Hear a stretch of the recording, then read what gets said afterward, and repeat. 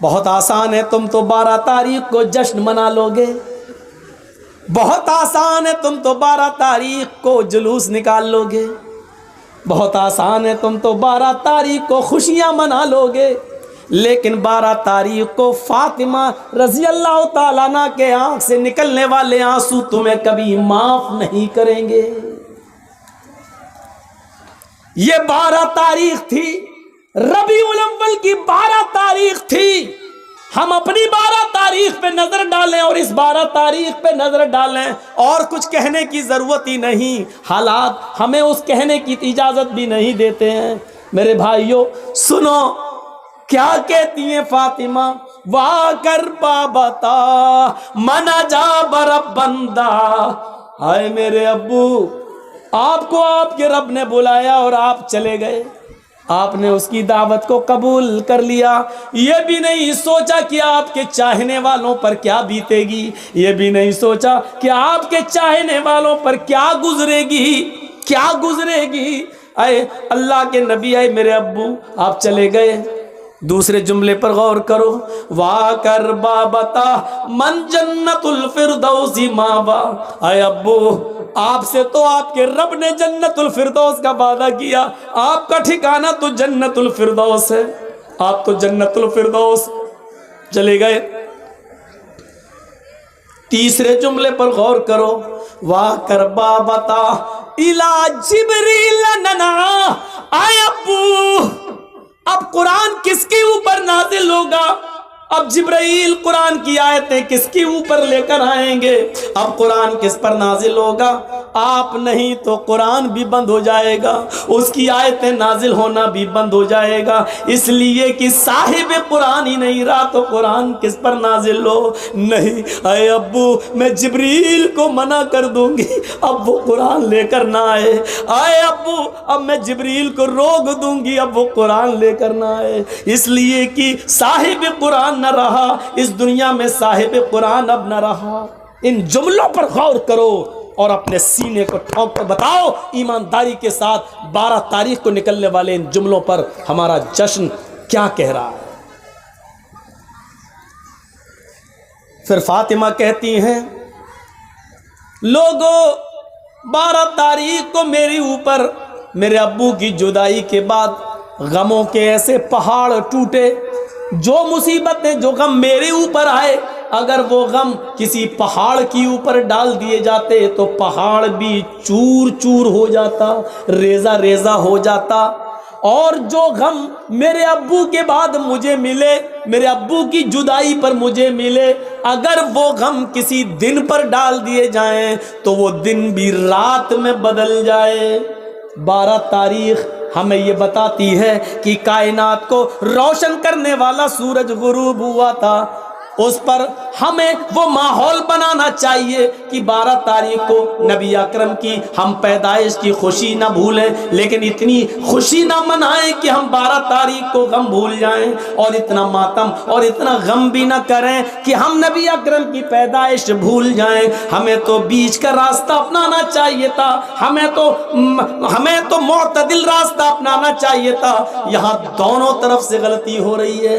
میرے پیارے ساتھیوں، قرآن سنتے جاؤ، حدیث سنتے جاؤ اور اپنے ایمان کا جائزہ لیتے جاؤ۔ ہاں اب سنیے میرے بھائیو، اللہ کے نبی صلی اللہ علیہ وسلم کو دفن کر دیا گیا، سب سے پہلے ابو بکر صدیق نے نماز جنازہ پڑھی، اس کے بعد عمر فاروق نے، عثمان غنی نے، حضرت علی نے، پھر صحابہ نے، لوگ آتے گئے نماز پڑھتے گئے، پھر بعد میں بچوں نے، اور سب سے لاسٹ میں عورتوں نے، عورتوں کے بعد سب سے لاسٹ میں بچوں نے۔ میرے بھائیوں، لیکن آپ کی جنازے کی نماز کسی نے پڑھائی نہیں ہے، لوگ اس حجرے میں آتے تھے، پڑھ کے نکل جاتے تھے، پورا دن اسی میں گزر گیا، پوری رات اسی میں گزر گئی۔ کچھ لوگ ایسے تھے جو دور سے آئے، اللہ کے نبی صلی اللہ علیہ وسلم کی بیوی سے کہنے لگے، امی عائشہ، ہم رات میں پہنچے، دور کے رہنے والے ہیں، ہمیں نبی اکرم کا چہرہ دکھا دو۔ تو انہوں نے سر کھول دیا اور کہا دیکھ لو۔ کہنے لگے وہ صحابی، آیا امی عائشہ، ہمیں اندھیرے میں نبی کا چہرہ صحیح سے دکھائی نہیں دے رہا ہے، تو چراغ جلا دو، کچھ روشنی کر دو۔ تو حضرت عائشہ کہنے لگی اے محمد کے ساتھیو، میرے گھر کی اتنی انسلٹ کیوں کر رہے ہو؟ میرے گھر کو اتنا ذلیل کیوں کر رہے ہو؟ مجھے اتنا رسوا کیوں کر رہے ہو؟ اس صحابی نے کہا امی عائشہ ہم آپ کو انسلٹ کیسے کر سکتے ہیں، ہم تو اپنے نبی کا چہرہ دیکھنا چاہتے ہیں۔ تو امی عائشہ نے کہا لوگو میرے گھر میں اتنا تیل بھی نہیں ہے کہ میں چراغ جلا کر تمہیں محمد رسول اللہ کا چہرہ دکھا سکوں۔ یہ اس گھر کا حال ہے۔ افسانے تم نے بہت سنے ہوں گے، آؤ محمد رسول اللہ کی زندگی کے بارے میں ذرا ہم سے بھی سن لو اور اپنے دل سے فیصلہ کرو، اور کل چائے کی ہوٹلوں میں بیٹھ کے بتانا کہ مولوی جرجیس نبی کو مانتا ہے یا نہیں مانتا۔ کہہ دینا بہت آسان ہے، فلاں نہیں مانتا، فلاں نہیں مانتا، فلاں نہیں مانتا۔ ارے ہم تو اللہ کے نبی سے ہٹ کر کوئی بات کر ہی نہیں رہے ہیں۔ تعجب تو یہ ہے کہ تم ہندوستان کی بات کرو تو پکے مسلمان، تم اجمیر کی بدایوں کی کچھوچا کی بات کرو تو پکے مسلمان، ہم مکے کی بات کریں اور مدینے کی بات کریں تو ہم نبی کو مانتے ہی نہیں۔ افسوس یہ ہے کہ تم ملا مولویوں کی لکھی ہوئی کتابوں کی بات کرو تو پکے مسلمان، اور ہم یہ کہیں کہ یہ نبی کا فرمان ہے، یہ فاطمہ کہہ رہی ہیں یہ اللہ کے رسول کا فرمان ہے، ہم یہ کہیں تو ہم مسلمان نہیں۔ جو لوگ یہ کہتے ہیں یاد رکھنا مولوی جرجیس کا ہاتھ ہوگا، کل قیامت کے دن تمہارا گریبان ہوگا، ہم تمہیں کھینچ کر رب کی عدالت میں لے کے آئیں گے اور یہ کہیں گے اے اللہ یہی وہ لوگ ہیں جو دنیا میں چائے کی ہوٹلوں میں بیٹھ کے کہا کرتے تھے کہ یہ نبی کو نہیں مانتے ہیں، یہ نبی کی شان میں گستاخی کرتے ہیں، اے اللہ مجھے ان سے انصاف چاہیے، اے اللہ مجھے ان سے انصاف چاہیے۔ میرا ہاتھ ہوگا تمہارے گریبان ہوں گے، یہ سوچ سمجھ کر کسی پر الزام لگانا۔ آؤ میرے بھائیو آگے چلو، چلو آگے۔ حضرت محمد رسول اللہ کی جنازے کی نماز پڑھ لی جاتی ہے، دفن کر دیا جاتا ہے، اور دفنانے کے بعد پہلی اذان کا وقت ہوتا ہے۔ حضرت بلال کو آواز دی جا رہی ہے آئین البلال، بلال کہاں ہے؟ بلال خاموش کھڑے۔ لوگوں نے کہا بلال کیا ہوا؟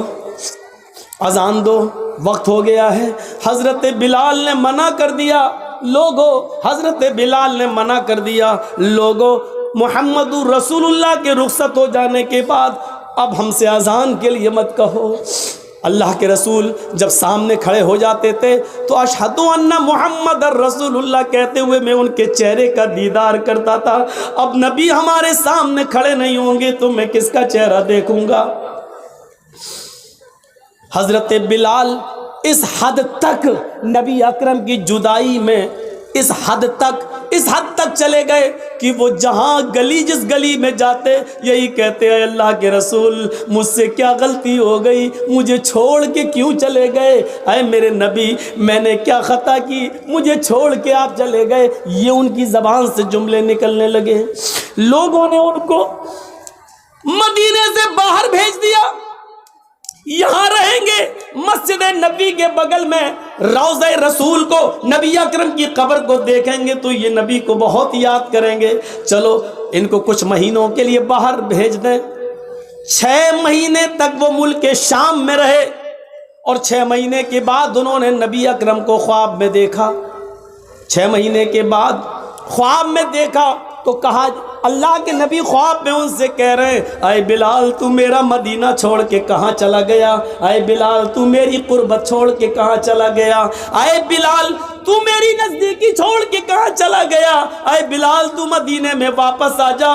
فجر کی نماز پڑھتے ہی گھوڑا دوڑا دیا اور چلنے لگے۔ لوگوں نے کہا بلال کہاں جا رہے ہو؟ کہنے لگے مجھے میرے آقا نے بلایا ہے، مجھے میرے نبی نے بلایا ہے، اب شام چھوڑ کر میں مدینے کی طرف جا رہا ہوں۔ 6 مہینے کے بعد مدینے آئے، مدینے میں پہنچ کر فوراً لوگوں سے پوچھا کہ مجھے محمد رسول اللہ کی بیٹی فاطمہ سے ملواؤ۔ فاطمہ رضی اللہ تعالیٰ عنہا کی شکل محمد رسول اللہ سے اپنے ابو سے بہت ملتی جلتی تھی، بہت حد تک ایک تھی۔ لوگوں مجھے فاطمہ کا چہرہ دیکھ لینے دو کہ ان کو دیکھ کر میں محمد رسول اللہ کو یاد کر لوں گا۔ لوگوں نے کہا بلال تم مدینے سے باہر تھے، ٹیلی گرام کا اور موبائل کا زمانہ نہیں تھا۔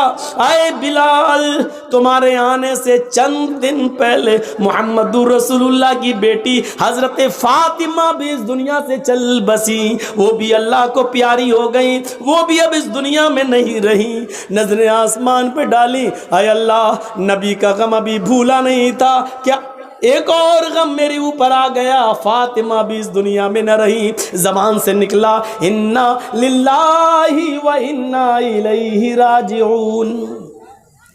کسی طرح خاموش ہوئے، باتیں ہوئیں، اور تھوڑی دیر کے بعد اذان کا وقت ہو گیا۔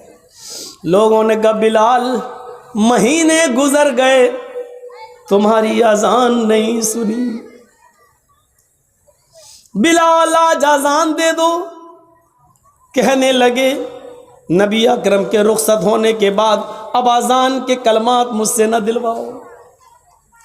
ادھر نبی کے نواسے حسن آ گئے، ادھر حسین آ گئے۔ دونوں کہنے لگے اے بلال جانتے ہو ہم کون ہیں؟ ان دونوں کو اپنے دونوں ہاتھ سے دبایا، تم دونوں نبی اکرم کے نواسے ہو۔ میرے نانا نے کیا کہا تھا؟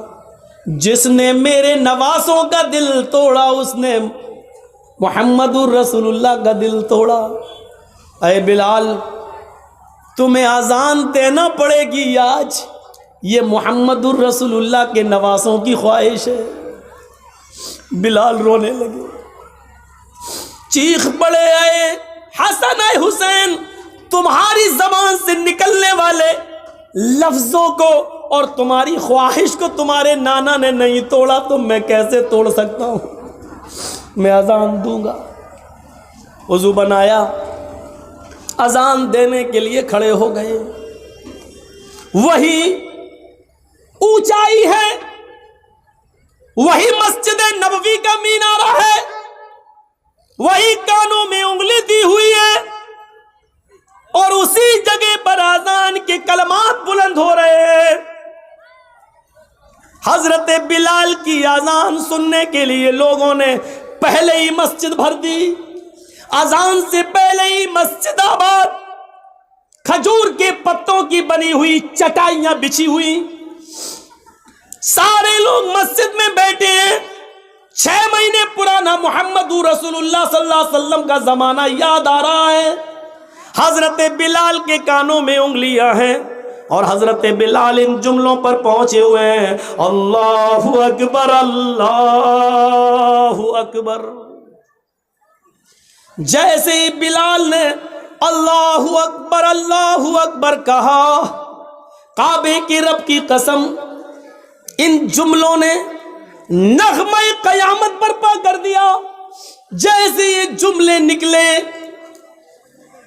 لوگ اپنے گھروں سے اور تیزی سے نکلنے لگے۔ جیسے یہ جملے نکلے ایسے ہی عورتیں بے قابو ہو جاتی ہیں، وہ بھی اپنے گھروں سے اٹھ کر اوپر چھت پہ چڑھ جاتی ہے کہ آج بلال کی اذان چھت سے سنیں گے تو صاف سنائی دے گی۔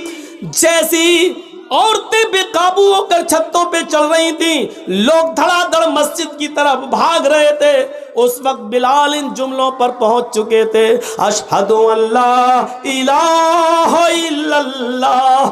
بلال کی زبان سے جب یہ جملے نکلے اشہد ان لا الہ الا اللہ، اس وقت تک پرندے درختوں کی اوپر بیٹھ گئے تھے، گویا کہ پرندے بھی حضرت بلال کی اذان سننے کے مشتاق ہوں۔ درختوں کے پتوں کی جنبشیں بند تھیں، شاید آج وہ بھی اذان سننا چاہتی ہیں۔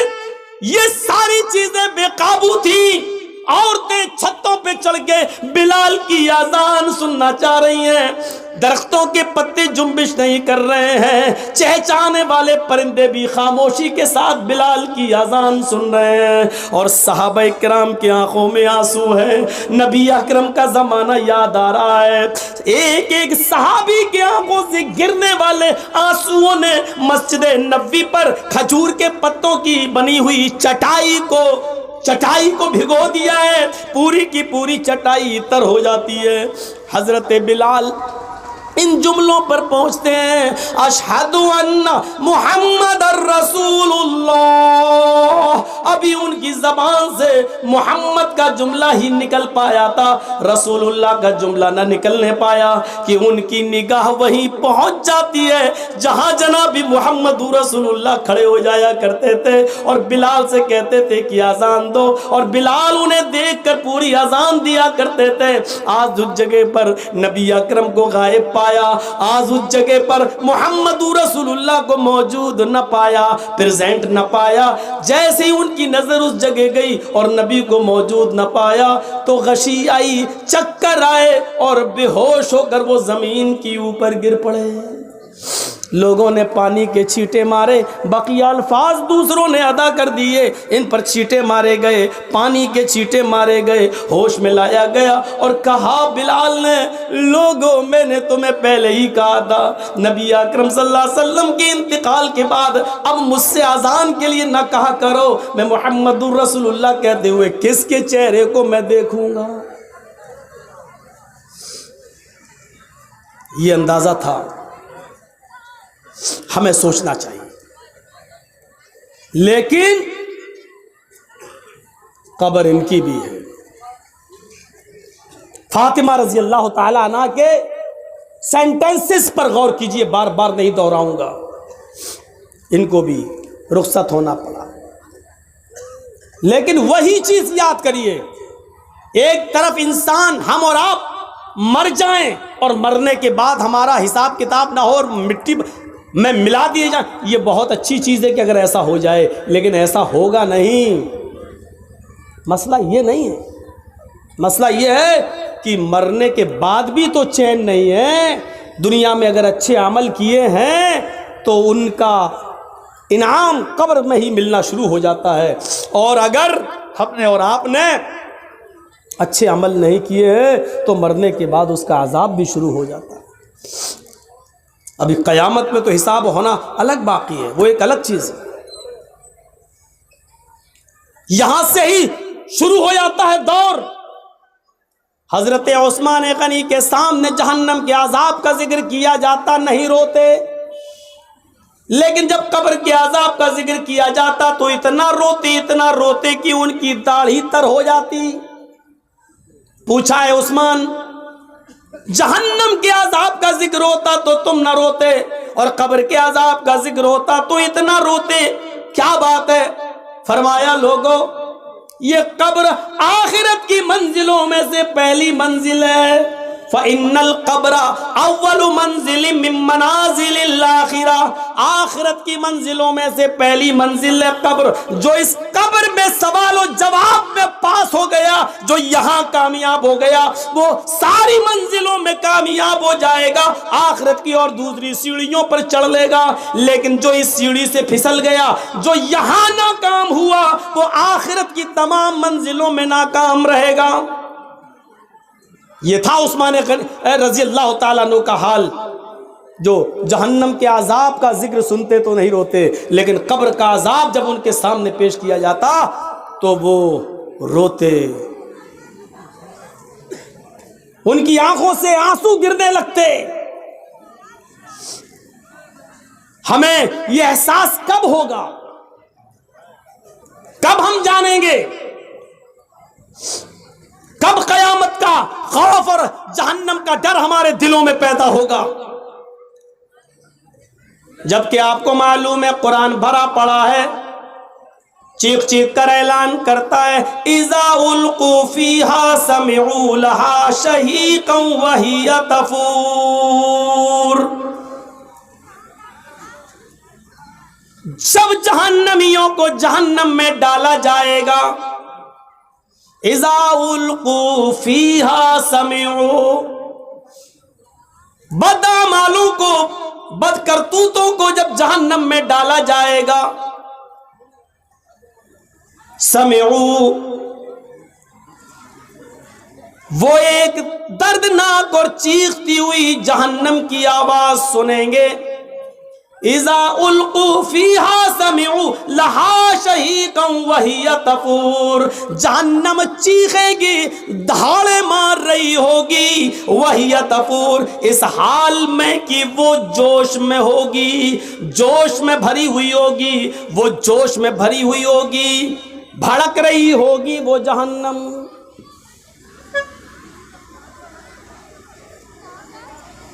کون احساس کرے گا اس کا؟ تکاد تمیز من الغیظ،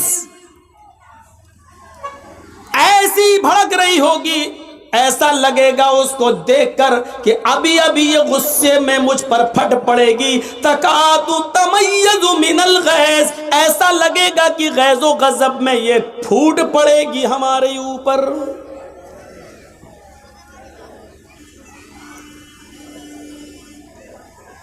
کلما القی فیہا فوج سالہم خزنتها الم یاتکم نذیر قالوا بلى قد جاءنا نذیر فکذبنا وقلنا ما نزل اللہ من شیء ان انتم الا فی ضلال کبیر۔ جب جب جہنم میں ڈالا جائے گا جہنمیوں کو، تو سالہم خزنتها، اس گروہ سے جہنمیوں سے جہنم کا داروغہ سوال کرے گا، جہنم کا مالک پوچھے گا الم یاتیکم نذیر، آئے جہنمیوں کیا تمہارے پاس کوئی نبی نہیں آیا تھا؟ کیا تمہارے پاس کوئی ڈرانے والا نہیں آیا تھا؟ کیا تمہارے پاس اللہ کی کتاب نہیں آئی تھی؟ کیا تمہارے پاس اس کو کوئی سمجھانے والا نہیں آیا تھا؟ اب جہنمیوں کا بھی جواب سنو، قالوا بلا، کیوں نہیں، ہمارے پاس اللہ کا ڈرانے والا بھی آیا تھا، ہمارے پاس اللہ کی کتاب بھی آئی تھی، ہمارے پاس منصور بھی تھا، ہمارے پاس دستور بھی تھا، ہمیں سمجھایا بھی گیا تھا، رسول بھی آئے، پیغمبر بھی آئے، کتابیں بھی آئیں، سب کچھ تھا ہمارے پاس، لیکن ہماری ڈھٹائی عیش و عشرت نے، دنیا داری نے، دنیا کے جاہ و جلال نے، دنیا کے مال حرام کی ہوس نے، دنیا داری نے ہمیں کہیں کا نہیں چھوڑا، ہم دنیا داری میں ایسے پڑ گئے، فکذبنا وقلنا ما نزل اللہ من شیء، ہم نے نبیوں کو بھی جھٹلایا، ہم نے قرآن کو بھی جھٹلایا، اور فرمایا یہ تمہاری اپنی باتیں ہیں، اللہ نے ہماری طرف کچھ بھی نازل نہیں کیا، ان انتم الا فی ضلال کبیر، تم تو بہت بڑی گمراہی میں ہو۔ وقالوا لو كنا نسمع او نعقل ما كنا في اصحاب السعیر، وہ چیخ چیخ کر کہیں گے اے کاش کہ ہم نے عقل و شعور سے کام لیا ہوتا، اے کاش کہ ہم نے کانوں سے سنا ہوتا۔ وقالوا لو كنا نسمع، اے کاش کہ ہم دنیا میں کانوں سے سنے ہوتے، او نعقل، اور عقل و شعور سے کام لیا ہوتا، سمجھداری سے کام لیا ہوتا، ما کننا فی اصحاب السعیر، تو آج ہم ان جہنم میں جلنے والوں میں سے نہ ہوتے، آج دوزخ میں نہ ڈالے جاتے، آج جہنم میں نہ ڈالے جاتے۔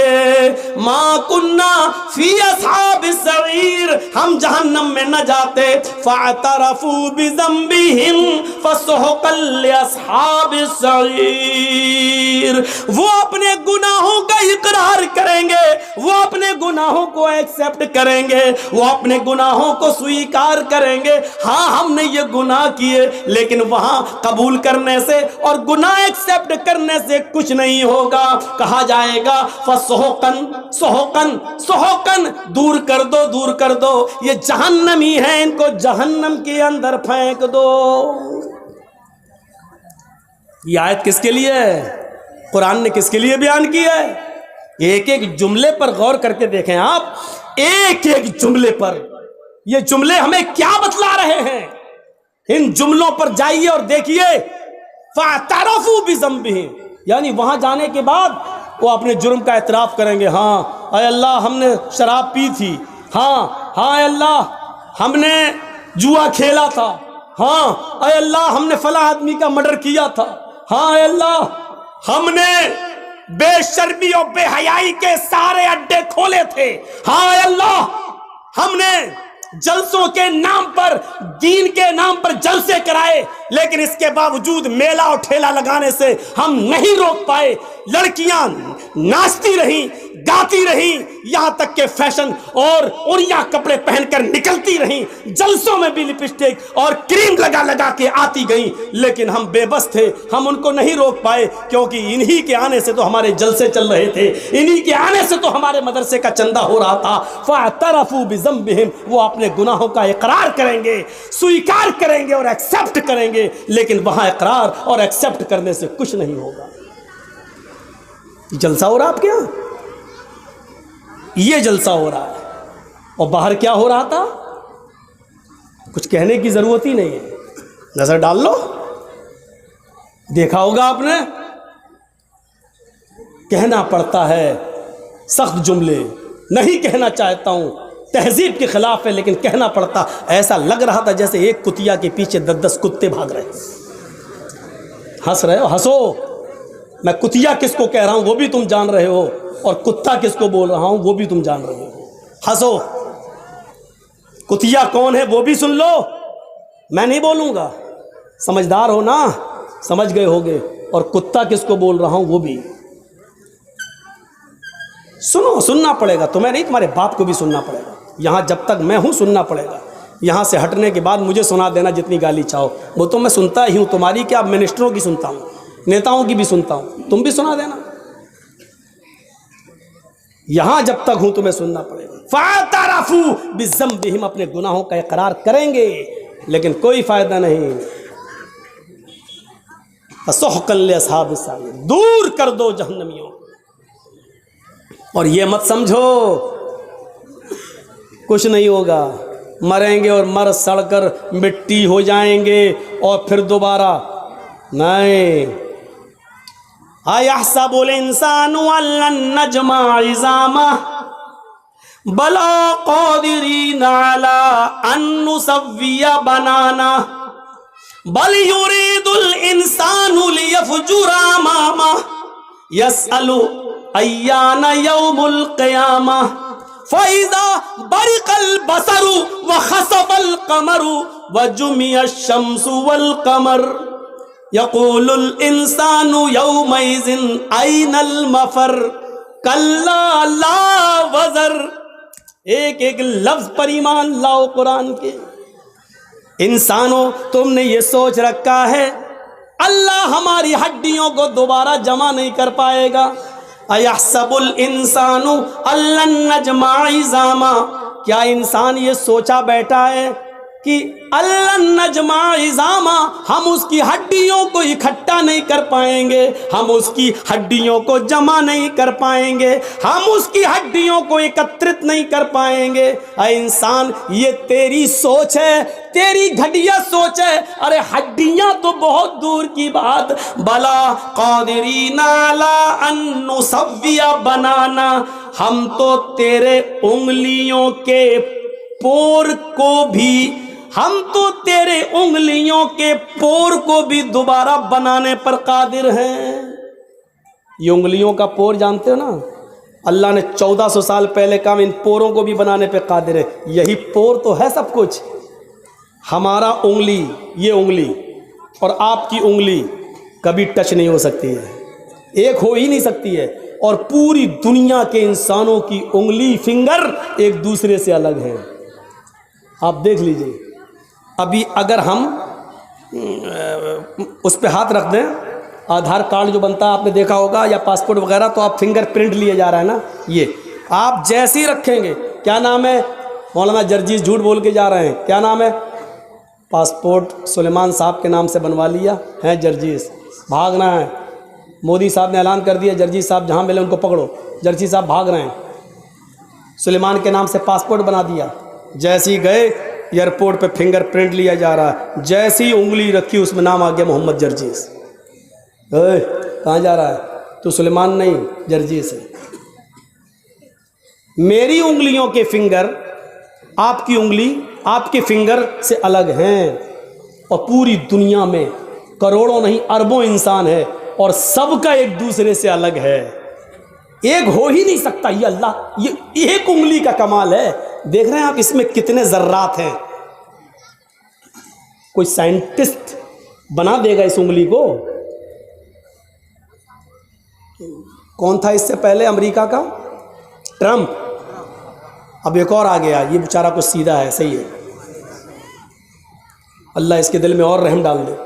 تو چاہے کتنی ترقی کر لیں لیکن ایک جیسا نہیں بنا سکتے, ایک جیسا. اللہ کہہ رہا ہے انگلیوں کا پور نہیں, پور میں جو فنگر ہوتے ہیں, جو نشانات ہوتے ہیں, ہم اس کو بھی ویسے ہی دوبارہ بنانے پر قادر ہے. تو ہڈی کی بات کر رہا ہے, تو ہڈی کی بات. جیسے یہاں فنگر پرنٹ سے تم انڈیا چھوڑ کے پاکستان نہیں بھاگ سکتے ہو, پاکستان چھوڑ کر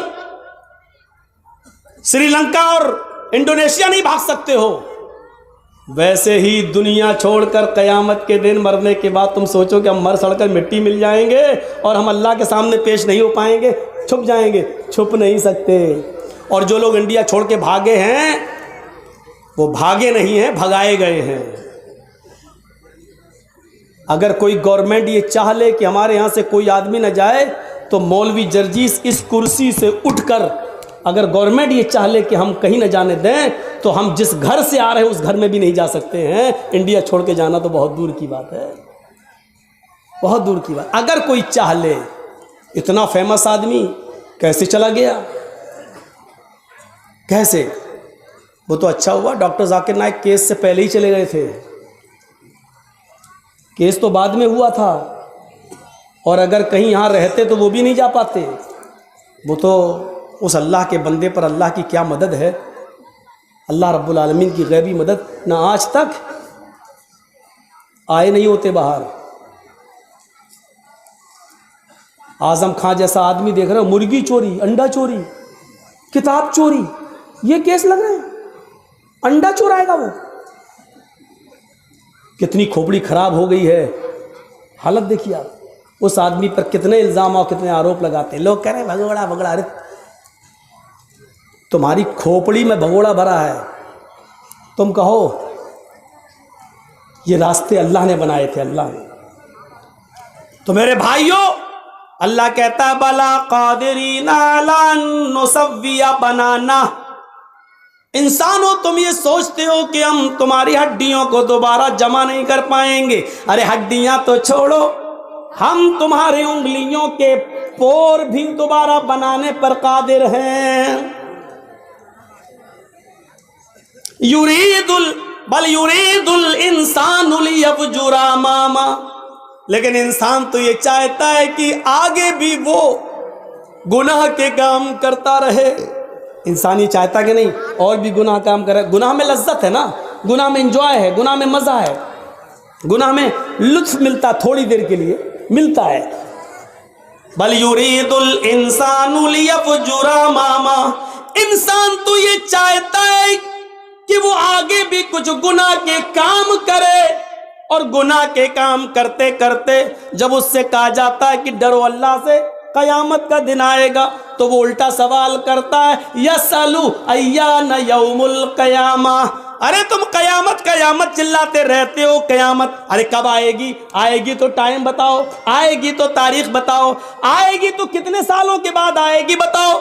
ارے میرے دادا زندہ تھے تب بھی یہی سنتے آئے, باپ زندہ تھے تب بھی سنتے آئے, اب ہمیں زندگی ملی ہم بھی یہی سنتے آئے, ہماری اولادیں بھی یہی سن رہی ہیں, اور ان کی اولادوں کی اولادیں بھی یہی سنیں گی. ارے کب آئے گی, ارے بتاؤ نہ کب آئے گی.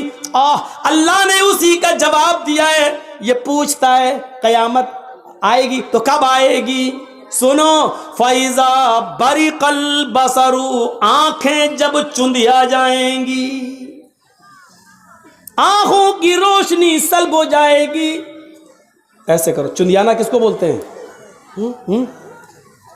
اتنی روشنی آ جائے کبھی کبھی ہماری آنکھوں کے سامنے کہ اس روشنی میں بھی ہمیں کچھ زیادہ دکھائی نہیں دے گا. اس کے پیچھے کیا ہم کو نہیں دکھائی دے گا. اس کو کہتے ہیں جب قیامت آئے گی تو اس کی پہچان ہی ہوگی